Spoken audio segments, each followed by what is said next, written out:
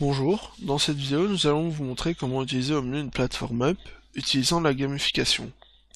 Réalisation faisant partie intégrante de mon sujet de mini-mémoire, la ludification pour l'apprentissage de la programmation, exemple avec le langage Python.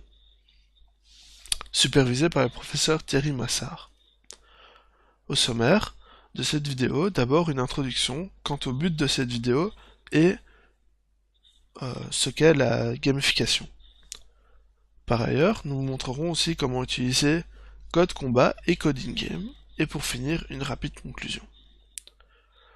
Dans notre introduction, comme déjà cité auparavant, nous allons vous montrer comment utiliser au mieux un site web, mettant en place la ludification. Mais qu'est-ce donc la ludification ou gamification en anglais?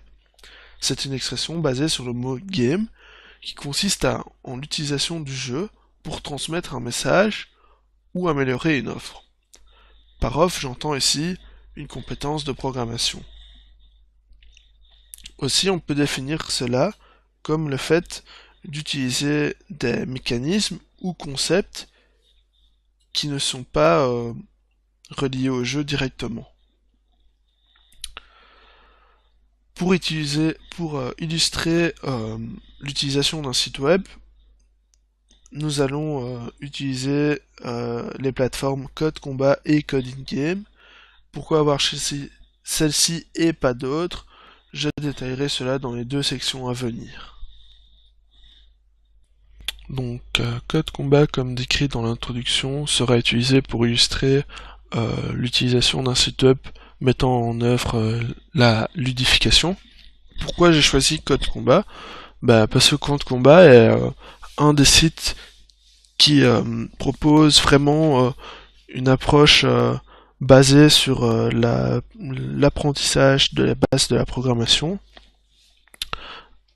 Donc on peut le voir par différents niveaux, allant vraiment de la syntaxe de base aux techniques avancées.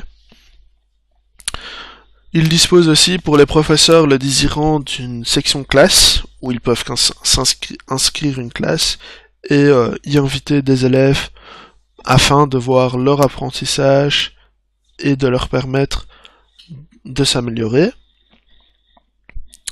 Mais pour cela, il faudra débourser un peu d'argent.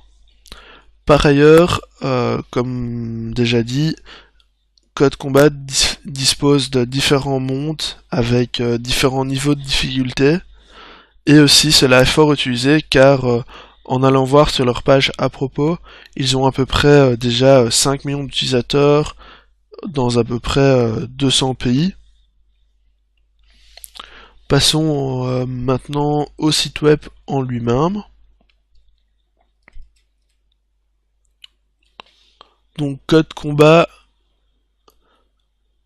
se présente de la manière suivante lorsqu'on s'y connecte avec un compte. On a donc les différents niveaux possibles, allant du plus simple au plus compliqué. On peut aussi voir que ce n'est pas également que pour Python, il y a d'autres langages disponibles aussi. Regardons maintenant comment se dispose un niveau. Prenons le niveau le plus simple à la base.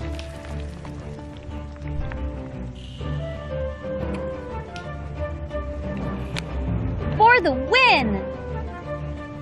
Donc, regardons, jouons. Code Combat.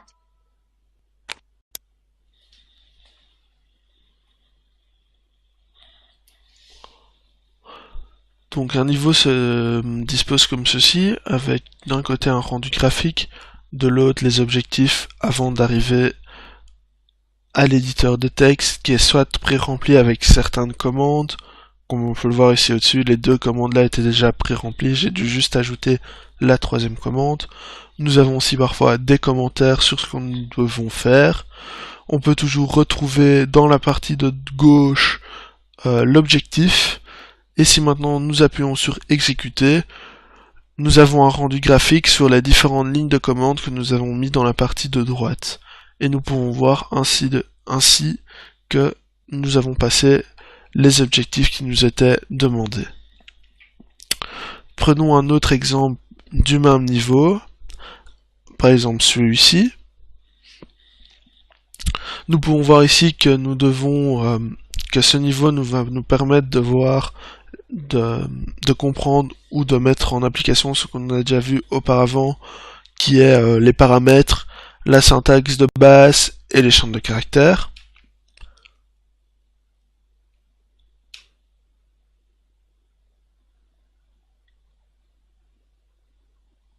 Donc, comme toujours, un rendu graphique à gauche, l'éditeur de texte à droite.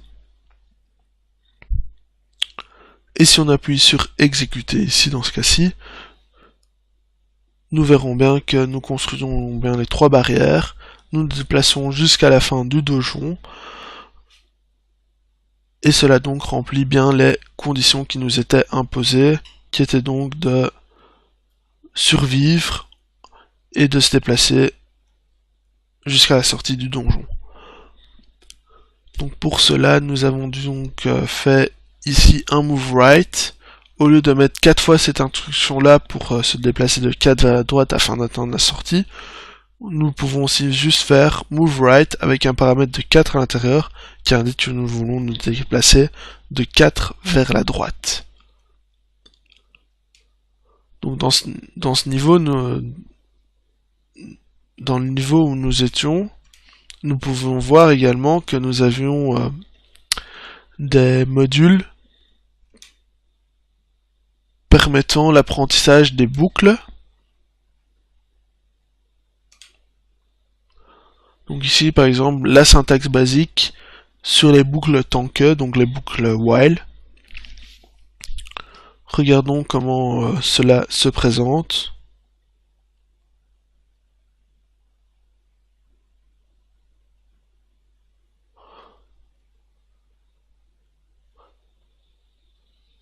Donc à la base, il nous explique qu'utiliser une loop pour une boucle, a loop en anglais, pour traverser.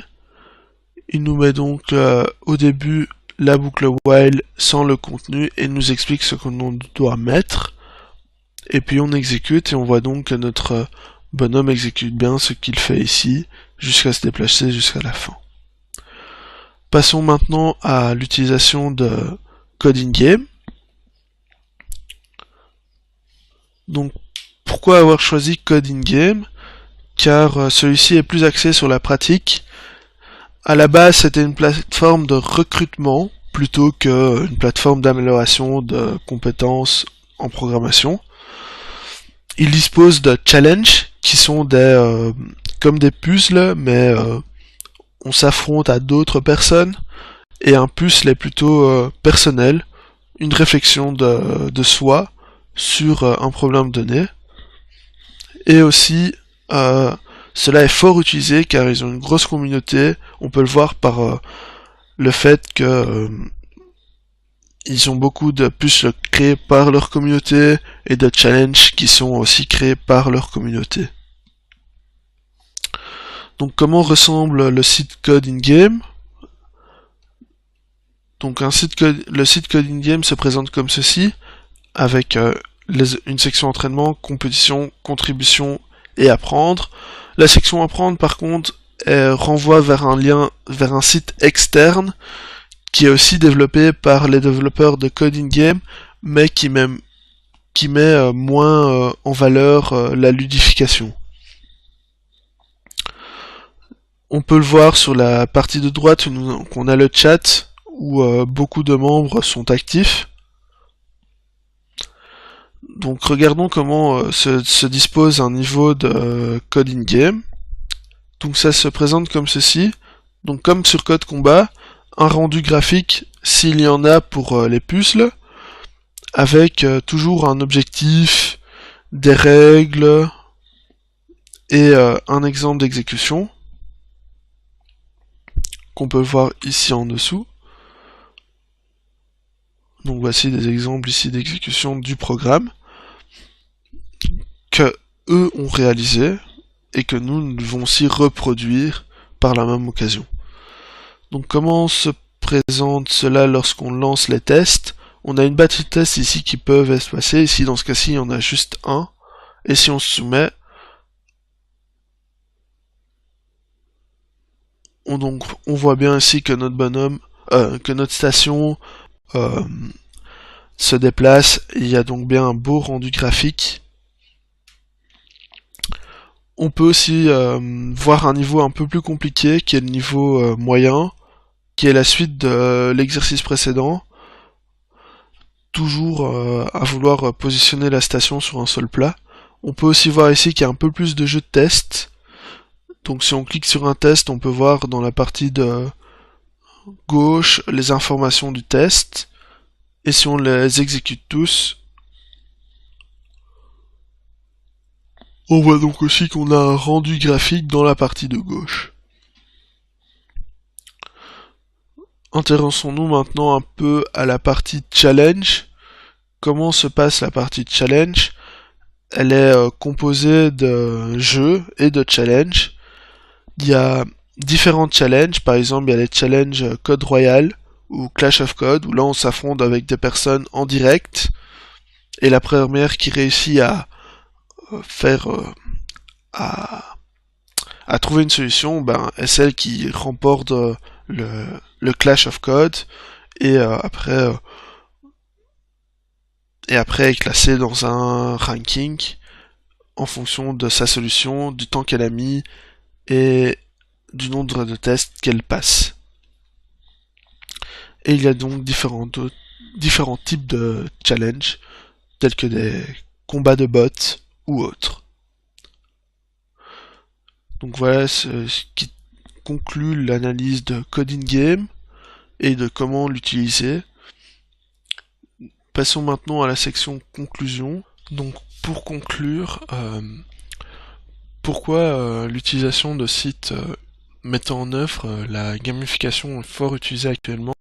C'est parce que d'une part, comme on peut le voir avec Code Combat, on a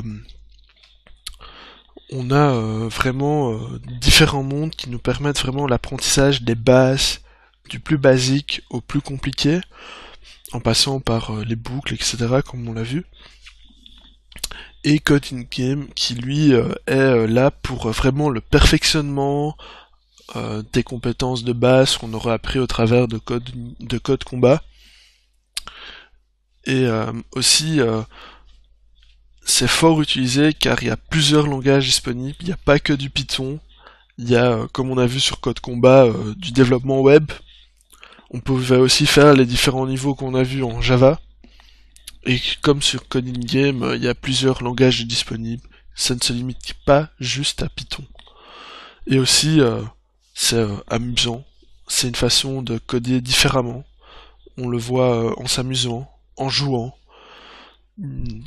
Coder n'est juste pas ennuyeux. Voilà. Merci de votre attention.